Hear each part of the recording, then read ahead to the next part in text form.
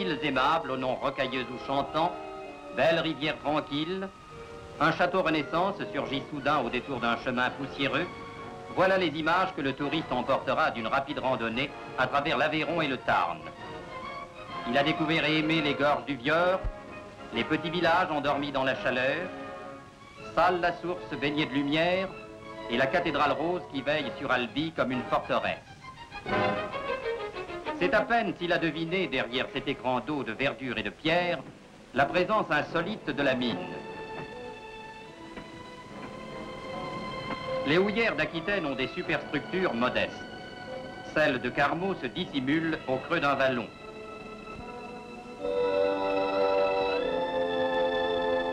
Mais si l'on s'enfonce à 300 mètres sous terre, au puits Sainte-Marie par exemple, rien ne distingue l'activité de ces chantiers de celle qui règne au cœur des grands bassins du Nord et de la Lorraine.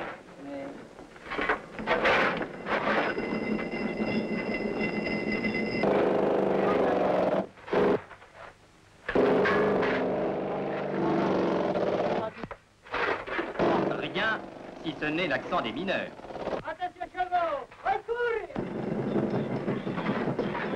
Comme partout ailleurs, le décor traditionnel du fond a subi de profondes transformations.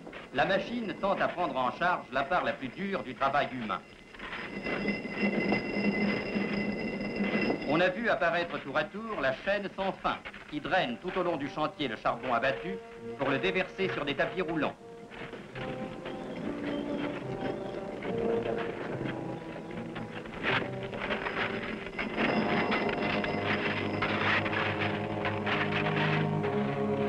La haveuse qui scie profondément à sa base la couche de houille.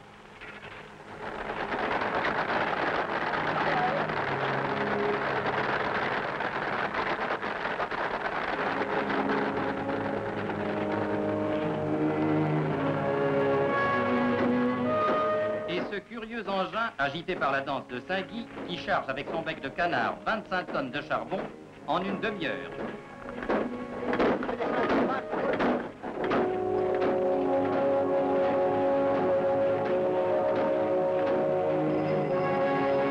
Évacuée par des convoyeurs à bande et finalement par des berlines, la houille prend le chemin de la surface. Ce mode d'extraction est bien connu, c'est, à quelques variantes près, celui de toutes les mines françaises.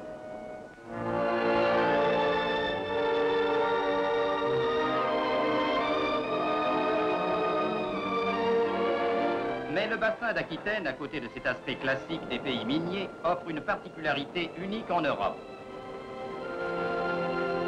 Dans le nord de l'Aveyron, les collines arides, exhalant par mille crevasses des vapeurs de soufre, évoquent quelques terres volcaniques d'Italie. Là, depuis des siècles, un amas de houille se consume sourdement, tout près de la surface du sol. Par millions de tonnes, l'inflammation spontanée des cristaux de pyrite dévore le charbon jour après jour.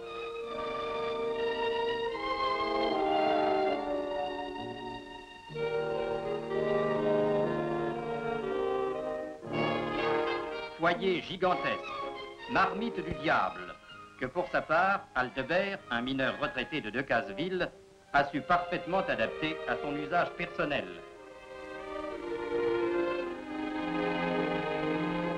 Les paysans de l'Aveyron avaient baptisé cette région Lupuech Keard, la montagne qui brûle.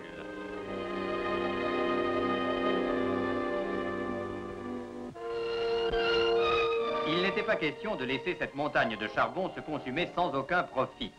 Depuis un demi-siècle, à Decazeville, on l'exploite à ciel ouvert. Les spécialistes disent en découverte. Le chantier est devenu un immense cirque profond de 200 mètres. Sous les gradins rocheux, on distingue très nettement l'épaisse couche de houille pure. Les calculs des ingénieurs ont établi que pour l'atteindre, le procédé le plus expéditif et le plus économique aussi était de faire sauter la calotte rocheuse qui la recouvre à coups d'explosifs.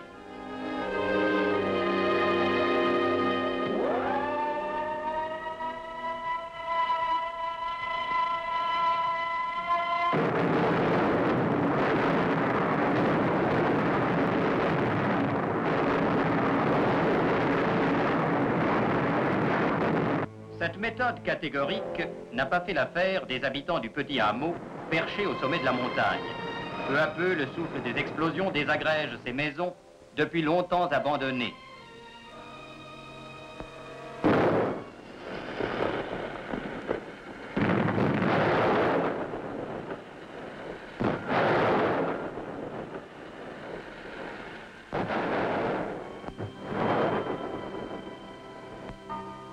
Une seule maison a résisté jusqu'ici, celle d'Aldebert, l'unique habitant du village. Souvent, l'ancien mineur, redevenu paysan, s'arrête au café de Bourran, le caravansérail lézardé, ébranlé par les coups de mine, où font halte les ouvriers de la découverte. Salut les gars! Salut Porte, comment va? Vous prenez, messieurs? Un pintou Aldebert? Ouais. 2 pintous.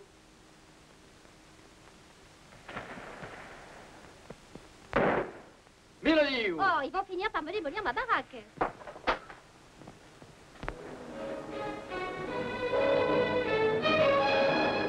Celui-ci, c'est André Porte, une célébrité de Decazeville. Il prend son poste en plein soleil de midi sur une des grandes foreuses du chantier, capable de percer dans le roc des trous de 100 mètres de profondeur.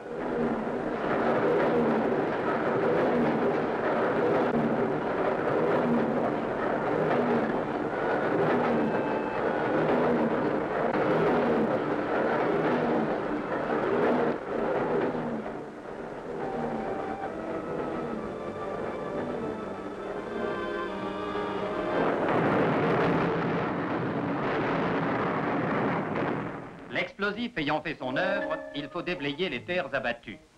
C'est alors qu'entrent en action les pelles électriques géantes. Un seul de ces mastodontes fait le travail de 10 pelles mécaniques normales.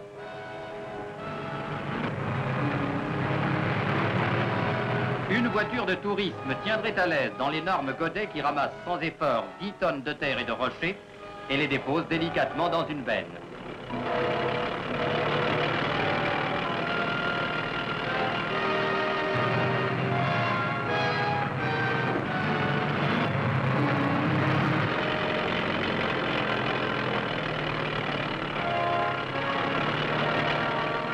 En 2 coups de pelle, le camion est rempli.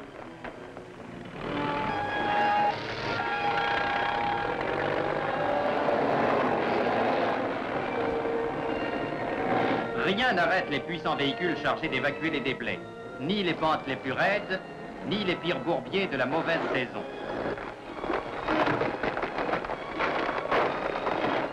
Mais comme le profil du terrain se modifie constamment, il faut sans cesse leur ouvrir de nouveaux passages.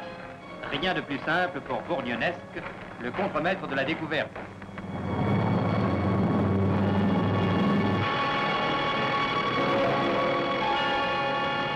Et le cycle recommence.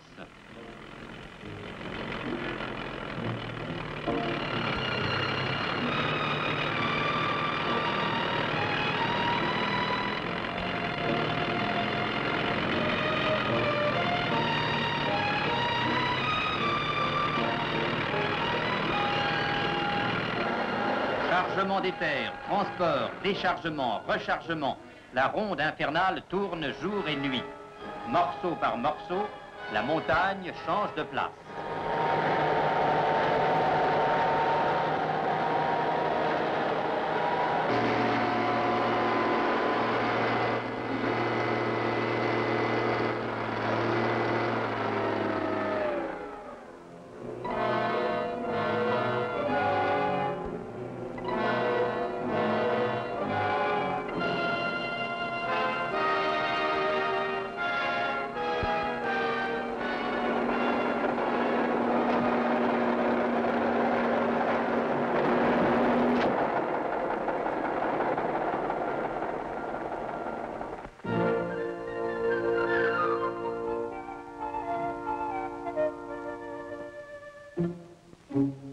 Hâlés par le soleil, les vêtements imprégnés de poussière grise, les mineurs de Decazeville ne ressemblent en rien à leurs frères de Carmaux. Le travail principal est ici le terrassement. Il faut enlever 12 tonnes de terre pour pouvoir extraire 1 tonne de charbon. À mesure que la houille se découvre au fond de l'amphithéâtre, on l'abat elle aussi à coups d'explosifs.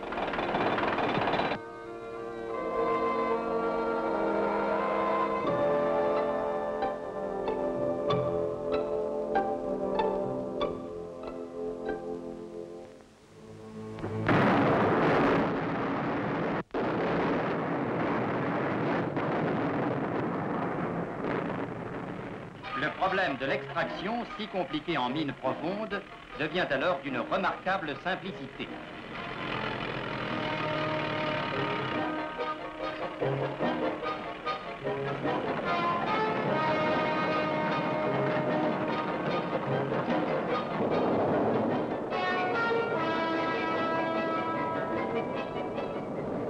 À ce rythme, le cirque se creuse presque à vue d'œil.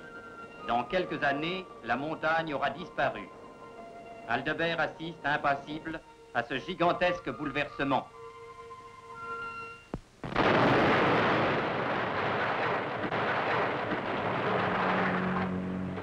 Déjà, les bulldozers ont envahi la partie de son village qui touchait à l'abîme.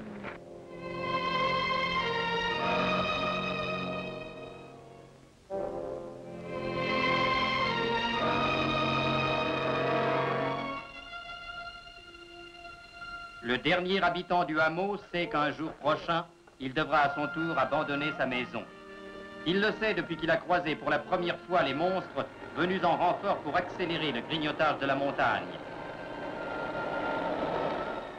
Il le pressentait déjà peut-être au jour lointain où lui-même, à coups de pique et de pelle, il s'acharnait contre le roc pour lui arracher son trésor noir.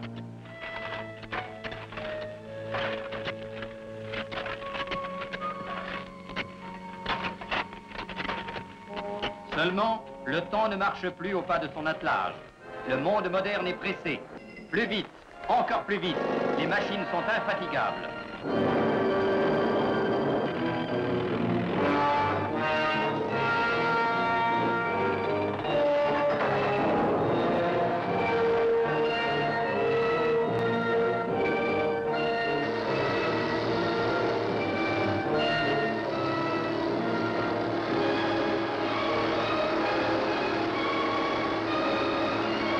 Il faut qu'il en prenne son parti. C'est une épreuve de vitesse qui se dispute ici entre l'homme et le feu. Et la course ne prendra fin que le jour où toute trace de la montagne qui brûle se sera effacée.